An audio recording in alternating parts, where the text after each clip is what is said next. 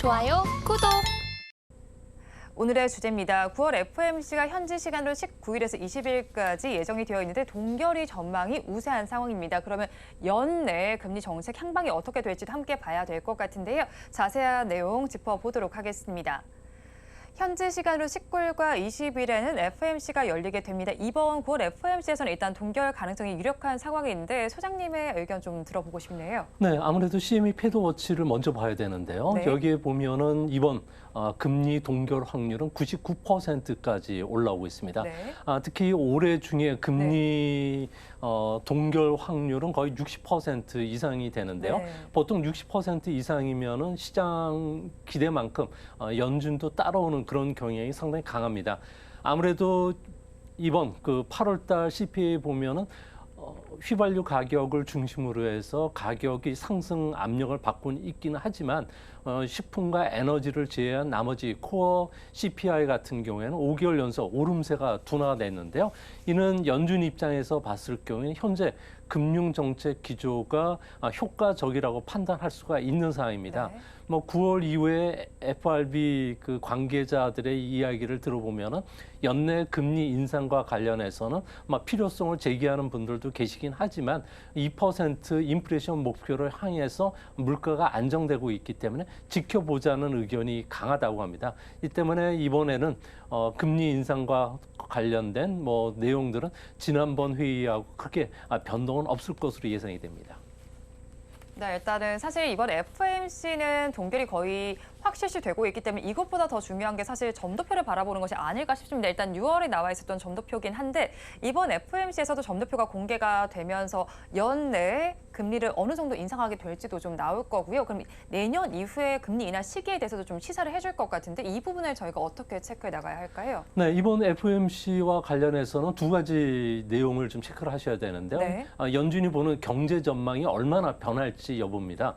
아무래도 그 내년 그 대선을 앞두고 있는 상황이기 때문에 공화당의 공격이 빌미가 됐던 경기 침체나 그리고 고물가 상황이 지속되느냐 여부인데요. 아무래도 이번에는 그 올해 경제 성장률 전망치를 1%에서 2% 안팎으로 크게 높일 것으로 보여지고요. 실업률도 0.2%포인트 좀 낮은 3.9%, 그리고 코어 인플레이션은 0.4%포인트 정도 낮은 3.5%로 예상이 됩니다. 그런 만큼 골디락스 장세가 예상이 되는 만큼 네. 아무래도 공화당보다는 민주당 바이든 대통령의 우호적인 장세가 형성될 가능성이 크고요. 지금 전도표가 이제 그 다음으로 중요한 내용인데요. 이번에는 11월 달 전도표를 보면은 9에서 한 10pp 정도 낮아질 것으로 보여집니다. 이렇게 네. 된다면은 앞으로 금리 인하와 관련된 압력을 더 받게 될 가능성이 큰데요. 올해 중에는 금리 인하는 안 하더라도 내년도에는 금리 인하를 지난 그 9월 달처럼 4번 정도 25pp씩 완만하게 할 가능성이 크고요. 또한 그 이후 2025년도에는 5번에 걸쳐서 금리 인하를 할 것으로 예상이 됩니다. 이번에 만약에 물가와 관련해서도 내년도보다도 조금 매파적인 성격으로 3번 정도 금리 인하로 돌변할 가능성도 있긴 하지만 이 부분도 시장은 어느 정도 반영이 되고 있기 때문에 주시장에 큰 영향은 없을 것으로 보여지고요. 다만 외환 시장은 아무래도 민감하게 영향을 받는다는 점에서 외환과 관련해서는 좀 주목해 볼 사항이 있지 않나 생각이 됩니다. 네, 일단은 이번에는 동결을 하고 그 이후에도 바이든에게 좀 우호적인 환경이 조성될 것으로 예상이 되는데 내년에는 4번 정도 그리고 2025년에는 5번 정도 인하가 예상이 되고 있는 상황입니다. 그렇다면 중국 상황을 이번에 넘어가서 좀 살펴보도록 하겠습니다. 8월에 중국 성장률 지표가 발표가 됐습니다. 적극적으로 재정 정책도 펼치고 있고요. 금융 완화 정책도 펼치고 있는데 경기 침체는 지속되고 있습니다. 소장님, 이유를 어디서 찾을 수 있을까요? 근데 다행인 점은 이번 3분기를 기점으로 해서 중국 경제가 어느 정도 완만하게나마 L자형 성장이 가능하다는 신호음을 지금 울리고 있는데요. 소비라든지 생산 같은 경우는 대형 프로젝트뿐만 아니라 재정 정책이 집행되면서 바닥은 좀 친 것으로 확인이 되고 있습니다. 소매 판매 같은 경우에는 4개월 연속 4개월 만에 증가세로 돌아섰고요. 또한 이런 부분들은 그 코로나 이후에 첫 번째 맞는 그 여름 휴가철이기 때문에 레저와 관련된 외식 그리고 화장품 그리고 생활용 투자인 보석 쪽의 소비들이 조금 늘어났다고 합니다. 뭐 산업 상상 같은 경우에도 4.5%로 다소 증가한 상황이고요. 이제 문제는 고정자산 투자 같은 경우에는 하락세가 지금 멈추지를 않고 있다는 점입니다. 부동산 투자가 마이너스 8.8%로 여전히 지금 하락 압력을 받고 있고 네. 또한 집값 하락이 계속되고 있다는 점에서 중국 경제는 아무래도 소비라든지 생산이 회복이 되더라도 투자 위축은 계속 진행이 되지 않을까 보여집니다. 특히 수출도 현재 상황에서는 계속 안 좋아지고 있는데요. 아무래도 미중 간의 무역 마찰도 심해지고 있고요. 세계적인 리스크 저감 운동으로 인해서 아무래도 중국의 수출이 당분간 좀 위태로울 가능성이 있지 않나 보여집니다. 뭐 그러지만 뭐 전체적으로 보면은 3분기를 바닥으로 해서 4분기는 올해보다 3분기보다 더 좋다는 점에서 좀 긍정적인 측면으로 해석해 줘야 되지 않나 이렇게 보여집니다. 일단 뭐 저점을 지나고 있는 구간이다라고도 볼 수가 있겠네요. 그렇다면 이제 사실 뭐 중국의 경우에는 수출 주도의 경기 모델이 지금 좀 한계에 봉착했다라고 봐야 할 텐데 그런데 왜 소비 주도로 좀 전환을 하지는 못하는 걸까요? 아무래도 버블 붕괴 뒤에 일본 경제를 답습하는 것처럼 지금 보이는데요. 이 때문에 중국 정부는 소비 주도의 성장을 많이 노력은 하고 있지만 근본적인 노력은 하지는 않은 것으로 보여집니다. 중국 같은 경우에는 GDP가 개인 소비 GDP에서 차지하는 비중을 보면 한 38% 네. 정도 되는데요. 이는 미국의 68%에 비교하면 여전히 그 확대 여력은 있긴 하지만 아무래도 GDP 대비 50% 이상 올리려면 20년 정도의 그 노력이 필요하다고 합니다. 특히 시진핑 국가 주석 같은 경우에는 개인 소비 주도의 성장은 좀 사치라고 생각하면서 아직까지는 투자 주도의 성장을 통해서 과학기술 강국이라든지 우주 강국 또 군사 강국으로 뛰어 올라겠다는 생각을 포기하지를 않고 있다고 합니다. 이 때문에 개인 소비 주도의 그 성장 모델에 대해서는 여전히 회의적이다는 점 그리고 부동산이 여전히 그 침체 국면에 있다는 점에서 중국 경제 같은 경우에는 앞으로 성장률이 1%포인트 정도 하락한다면 세계 성장에 대한 악영향은 마이너스 0.3%포인트 떨어지게 되고요.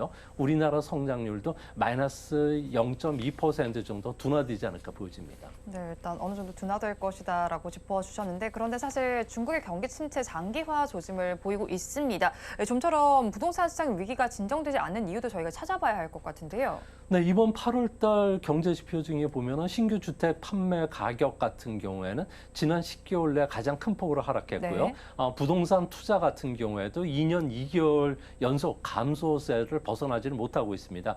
아무래도 시진핑 국가 주석 같은 경우에는 집값 하락의 근본적인 원인은 이미 집값이 너무 고평가되어 있는 상태이기 때문에 현재는 정상화 과정으로 보면서 적극적인 시장 개입을 하지를 않고 있는 상황이고요. 또 이 때문에 중국은 철강 생산의 50%를 부동산이 차지하는데 부동산 시장 같은 경우에는 경기 침체가 계속이 진행되고 있다는 측면에서도 계속 조강 생산량을 감소할 수밖에 없고 네. 또한 내구재의 대표적인 자동차 산업 같은 경우에도 공장 가동률이 54%밖에 올라오지 않는 이유가 되는 것으로 보여집니다. 이제 앞으로 더 문제화되는 것은 중국 정부가 8월달 토지와 관련된 매각 수입이 무려 20개월 만에 최저 수준까지 떨어졌는데요. 이 때문에 지방 정부 재정 수입이 한 45% 정도 줄었다고 합니다. 네. 이로 인해서 지방 정부들 같은 경우에는 경찰이라든지 법원을 통해서 과징금 단속, 벌칙급 단속을 상당히 강화하고 있는데요. 이 때문에 중국 사회 안에서 시진핑에 대한 원망이 계속 높아지고 또 이 때문에 그 기업들 같은 경우에는 투자에도 좀 소극적이고 개인들도 소비에는 소극적인 모습으로 좀 비치지 않을까 이렇게 보여집니다. 네, 아무래도 이제 경기가 계속 침체가 되는 만큼 시진핑에 대한 원망도 지속될 것으로 보이곤 있습니다. 그렇다면 또 중국의 경기 침체가 길어지면서 차이나 리스크가 점점 커지고 있습니다. 그런데도 중국은 사실 전방위적으로 무역 제재를 가하고 있는데 속내가 좀 궁금합니다. 네, 중국 같은 경우는 마이크론에 대해서 제재를 가했고요. 또 갈륨과 게르마늄에 이어서 이번에는 중국 중앙정부의 그 아이폰 사용과 관련성 금지령이 지금 내려져 있는 네. 상태인데요. WTO 체제하에서는 무차별의 원칙 그리고 수량 제한 철폐 원칙을 지켜야 되는데 이것을 지키지 않는다면 상대국으로부터 무역 보복을 받게 됩니다. 그런데도 이런 정책을 집행하는 것은 아무래도 정치적 의도가 상당히 강하게 깔려 있는 것으로 보여지는데요. 이제 앞으로 중국 같은 경우에는 전기 자동차 배터리와 관련해서 세계 시장 점유율이 50%이기 때문에 미국에 대해서 전기 자동차 배터리 수출을 제한한다든지 또 네. 무기와 관련돼서 그 소재로 쓰이는 중히토류에 대해서도 앞으로 점점 수출 강도를 좀 높일 가능성이 현재로서는 더 높지 않나 이렇게 보여집니다. 네, 일단은 아무래도 뭐 2차 전지 그리고 전기차와 관련된 이슈가 엮여 있는 만큼 수출 강도 이제 더 높일 것으로 예상이 되고 있는데 사실 또 앞서서 또 소장님께서도 짚어주신 것처럼 아이폰 관련된 이야기가 좀 나와 있었죠. 외교부가 공무원의 아이폰 사용을 금지하지 않았다고 월스트리트 저널과 블룸버그 통신의 보도를 지금 부인한 상황입니다. 그렇다면 중국의 거짓말을 하는 건지 아니면 오보였던 건지 궁금한데 어떻게 보시나요? 네, 중국 외교부 같은 경우에는 아이폰 사용과 관련된 규제를 하지는 않고 있다고 밝혔는데요. 하지만 정보 안전에 유의하라고 이야기를 했습니다. 아무래도 중국 같은 경우에는 상대국의 제재를 받는다든지 그리고 체제와 관련된 대결로 가는 사항에 대해서는 상당히 민감하기 때문에 정책 그 문서로 내려주거나 법으로 제정하지는 않습니다. 다만 중국 같은 경우에는 실용구라든지 이런 쪽의 정책을 하달할 때는 수기로 쓴 행정 지도를 쓰게 되는데요. 네. 이번에도 행정 지도를 통해서 하급기관에 지침을 내렸기 때문에 네. 현재로서는 문서로 제출된 것은 없는 것으로 보여집니다. 우리나라도 2016년도에 사드와 관련된 한알령, 금한령도 이런 행정 지도에서 내려졌기 때문에 행정 지도를 통한 중국의 그 규제 압력은 앞으로도 계속 진행되지 않을까 생각이 됩니다. 네, 행정 지도를 통해서는 있지만 법으로 뭐 규제를 하진 않았다라는 점을 짚어주셨고요.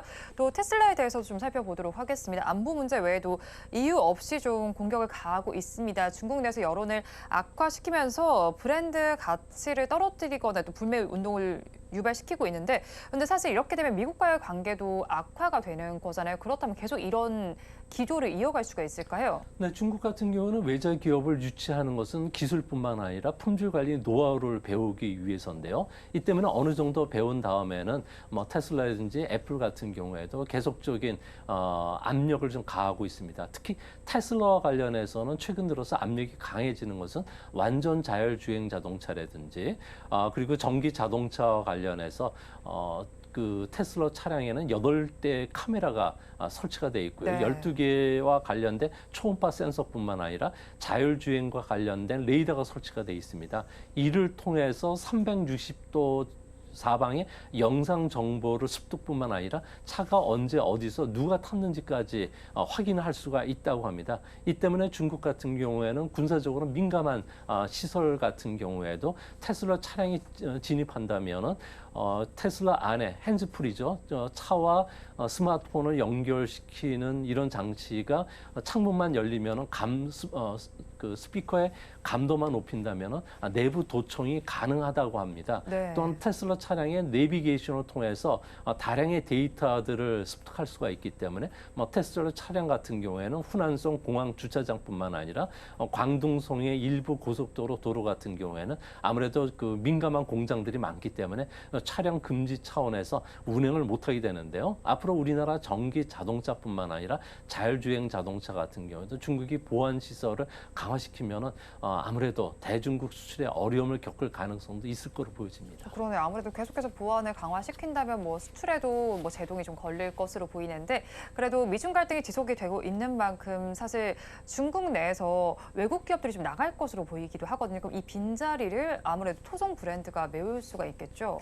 네, 그렇습니다. 중국 같은 경우에는 현재 그 애플이라든지 테슬라 같은 경우에는 체스판의 하나의 그 말에 불과한 상황인데요. 이 때문에 중국 같은 경우에도 앞으로 뭐 화웨이라든지 틱톡, 하이크비전, 다와 그 테크놀로지와 관련해서 미국이 제조 강도를 높일수록 중국은 미국 기업에 대해서 제재를 상당히 압박 강도로 상당히 높일 것으로 보여집니다. 뭐 이렇게 된다면은 중국 같은 경우에는 외자 기업에 대한 그 수출 제한 뿐만 아니라 상당 부분 영업에 제한을 가할 가능성이 큰데요. 뭐 이렇게 됐을 경우에는 중국 같은 경우에는 전체 수출에서 차지하는 비중이 한 40%인 점을 비교해 보면 중국 기업들에 대한 경영 압박뿐만 아니라 실업률 그리고 수출 감소로 이어질 수 있는 상황이 되지 않을까 생각이 됩니다.